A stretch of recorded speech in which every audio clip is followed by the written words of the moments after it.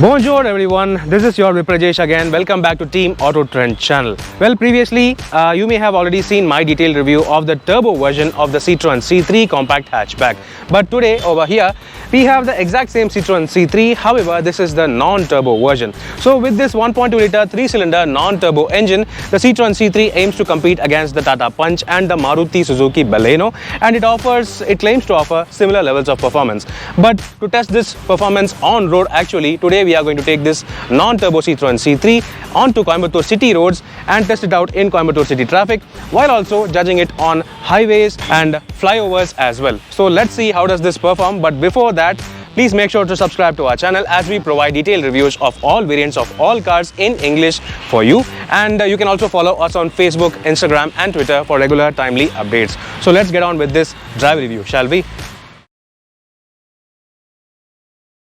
This video is sponsored by Boodmo.com, the spare parts expert. Any brand, any model, any spare part, they offer only genuine quality components along with the cheapest and more expensive options all at one place for you. You can check out their website at Boodmo.com or download the Boodmo app, which is available for Android devices and iOS as well. You can search for the required spare part in the proper category from the scrolling menu on the home screen, and you can also check out the available offers displayed on the home screen as well. Boodmo also offers return and refund assurance within 10 days of purchase. If you don't like the spare part, you can return it within 10 days without any hassle. Boodmo, the spare parts expert and quite literally the one-stop shop for all your automotive spare part needs. Today, this Citroen C3 has been provided to us by Ramani Citroen showroom in Coimbatore. Despite being a budget-oriented compact hatchback, the C3 is actually very attractive. This is the top-level feel variant with the dual-tone option. So this car also gets the LED DRLs along with front fog lamps. Normally all the variants come with the 15-inch steel wheels as standard, but this car has been fitted with 15-inch dual-tone alloy wheels, which are a part of accessories. With these alloy wheels, the C3 looks even more impressive with a more premium appeal. In terms of size, the C3 is shorter than the Maruti Baleno in terms of length. However, it has comparable width and 180 mm of ground clearance. The only differentiation factor between the turbo and non-turbo variants is the absence of the PureTech logo at the rear of this non-turbo variant, while only the turbocharged variants get the PureTech badging at the back. Even on the topmost model, the C3 does not provide rear windshield wiper or reverse camera, as this feel variant competes against the mid-level variants of the Tata Punch and the Baleno. Talking about the cabin, the C3 provides a very unique looking dashboard design. Only the white and grey color cars get the orange contrast dashboard. Normally, the dashboard is grey in color. In terms of highlight features, there is the signature 10-inch touchscreen system, which provides wireless Android Auto and Apple CarPlay connectivity. A reverse camera can be fitted as accessory. The manual AC and all the storage spaces are standard. However, only the topmost feel variant gets tilt adjustable steering wheel with steering mounted audio controls. This fully digital instrument cluster is also a part of standard equipment. That said, none of the variants provide electronically adjustable ORVMs. While the seats are greatly comfortable, height adjustable driver seat is available only on the feel variant. Similarly, remote sensor locking and all 4 power windows are also exclusive only on the feel variant. As the C3 is as wide as some premium hatchbacks, 3 people abreast can be reasonably comfortable in the C3. The overall support and cushioning is also very good at the back. None of the variants provide adjustable headrests. 6-footers will also be reasonably comfortable over here. The power window controls and the charging ports for the rear seat passengers are located at the end of the center console. Both variants get dual airbags with ABS as standard, and this feel variant of the C3 is aimed to compete against the mid-level variants of the Tata Punch, Altroz and the Baleno. Since the C3 is competing against some premium hatchbacks, both the interior and boot space can be compared with premium hatchbacks. The C3 gets 315 liters of boot space, and the boot area itself is well shaped, while also providing bag hooks on either side for shopping bags. While the turbo version gets the spare wheel as a full-size 15-inch steel wheel, on this non-turbo version, the spare wheel is a 14-inch one. The spare wheel can be used temporarily up to 80 km per hour. Then while both variants get flat folding rear seats, the parcel tray is available only on the feel variant. Both engines of the Citroen C3 are very successful in Europe. Apart from the peppy turbo petrol engine, this here is the 1.2 litre 3-cylinder PureTech non-turbo petrol, which produces 82 PS of maximum power and 115 Nm of maximum torque through a 5-speed manual gearbox. Now, despite being a 3-cylinder engine, The noise and vibration levels are barely felt inside the cabin, with only a nice rumble at higher speeds. This non-turbo C3 is claimed to return 19.8 km per litre of mileage, while the overall build quality of the car is also pretty good. Let's now check the performance on road. Yes folks, right now we are inside the Citroen C3's non-turbo version. Previously on my turbo versions review, you may have seen that I have very enjoyed driving the C3 turbo, but this here is the non-turbo 1.23 cylinder version. So well, I am a bit skeptical regarding the performance because this is just like the Tiago and the Punch, a 1.2 litre 3-cylinder, but I am expecting some positive feel because the turbo one was seriously very good. So let's start the engine first, turning off the AC.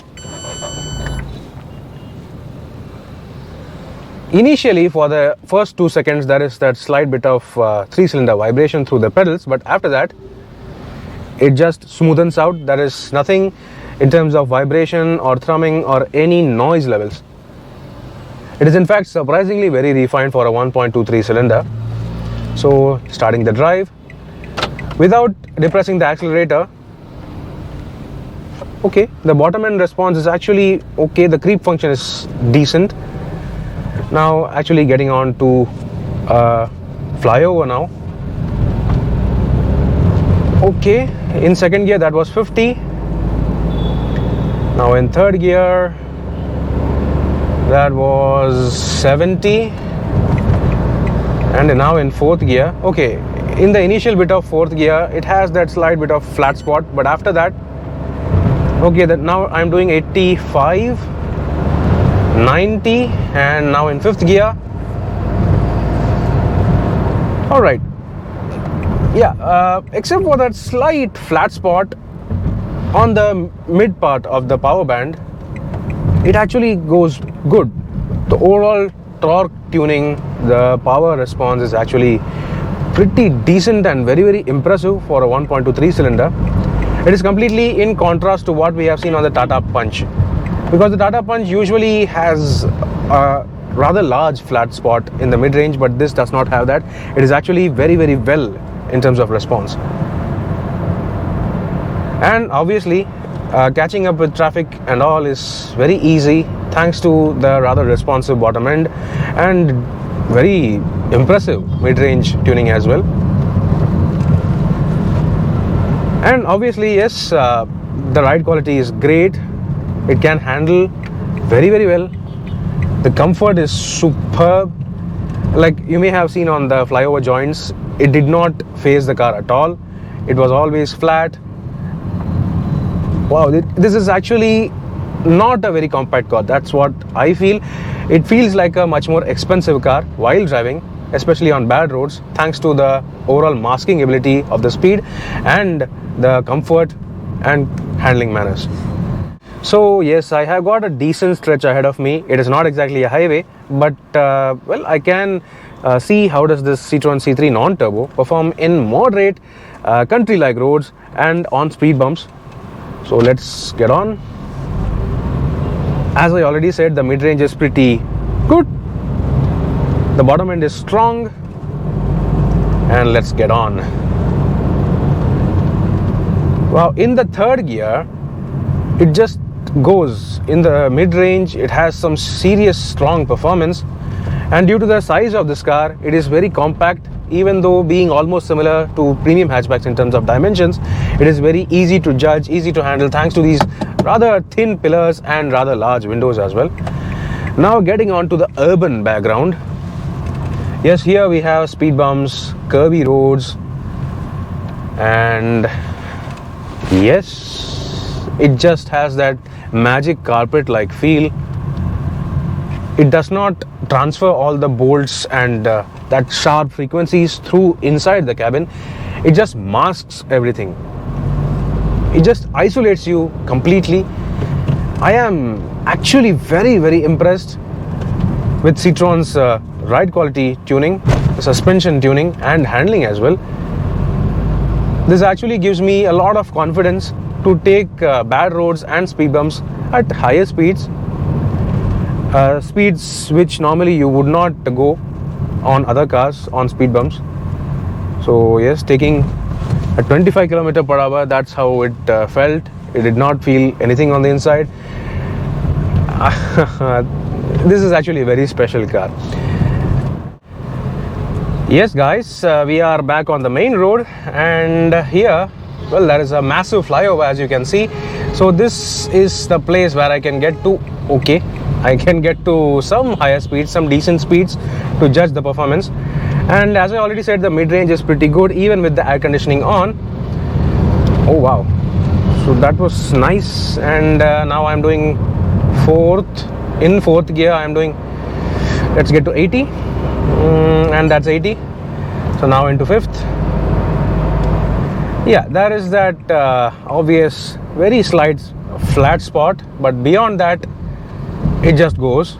The torque surge is actually pretty good. Even though it's not a turbo, it has very, very satisfying levels of performance for a naturally aspirated 1.2. Wow, that's 70 in third gear, and now back to 80 in fourth. Let's get on to 90. Let's know. Yeah, that was 90, and that was fifth gear now. So you can see these flyover joints, it barely phases the car. The car remains stable. The steering feel feedback is also pretty good, and as you can see, it is almost very, very precise. It is so good. Wow, this can be a very enjoyable car if you drive within your limits and if you don't stress out the non-turbo engine as much. Yes, we are getting onto the city traffic right now again. So yep, I like this car. Even though it's not a turbo, I like this car because of its decent, satisfying level of performance. Let's now finish this review, shall we?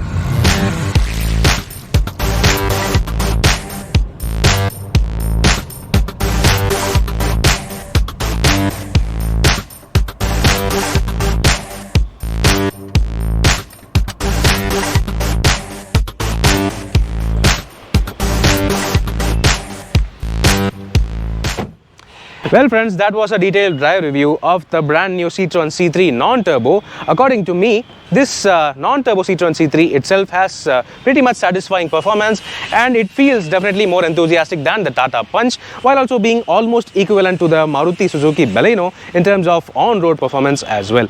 We have tested this in city roads and on flyovers as well, and it performs, well, impressively very, very well, thanks to its good bottom-end torque and mid-range power as well. So this can be your proper all-rounder compact city car if you want maximum ride comfort and good interior space as well. Do let me know in the comment section below, what do you think about this Citroen C3 non-turbo. The pricing is on the screen for you right now for the non-turbo range of this Citroen C3. So meanwhile, this is Viprajesh signing off. See you on another video. Thank you for watching.